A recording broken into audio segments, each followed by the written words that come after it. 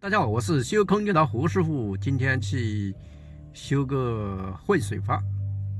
这个大姐说换水阀给她的孙子掰断了，看看到底怎么回事。哦，就是这个坏掉了，这是电热水器的换水阀，这个拧掉。哦，也漏水嘛，这个还是塑料的嘛，把它下来。先下这个，我这还装了3通嘛。马上把这个旧的拆下来，把新的装起来。这个螺丝生锈了，要一个起一下，起下来。哦，它装了个3通，这个也滑丝滑掉了。这是个新的纯铜的哦，电热水器换水阀，把它安上去。马上把这个3灯装一下子，把生料带多给我2千啊。这个3灯整好了，应该照葫芦画瓢啊。这3个眼睛跟能对上去。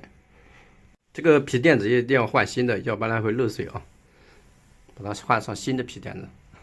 做好了，我们开个水试一下，看它跌不跌水。如果跌水的话，我们每个地方还要再折一下子。拿张纸，我先擦一下，看看有没有水珠子啊。完美。哦，把电插上去吧。这个已经完美装好了，它这个底下有一个螺丝，用个40几个它装上去就可以了，一切正常啊。就这台空调啊？嗯，这啥空调？这啥是空调的？有点像三洋啊。哦，三星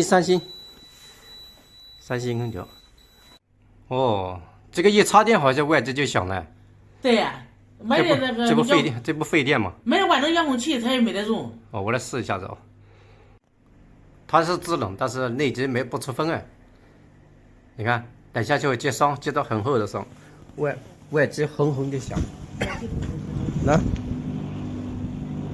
风扇也转了，压缩机也转了。这个主板有问题，就不修了是吧？不修的话，下次再说吧。这个热水器已经搞好了，非常简单啊。隔壁那个空调它就暂时就不修了，因为呢那个是房东的，要换主板，哎，他不修就不修吧，等嘛商量好了再修吧。本期视频就到这里，如果喜欢胡师傅，麻烦点个关注，谢谢大家，我们下期再见。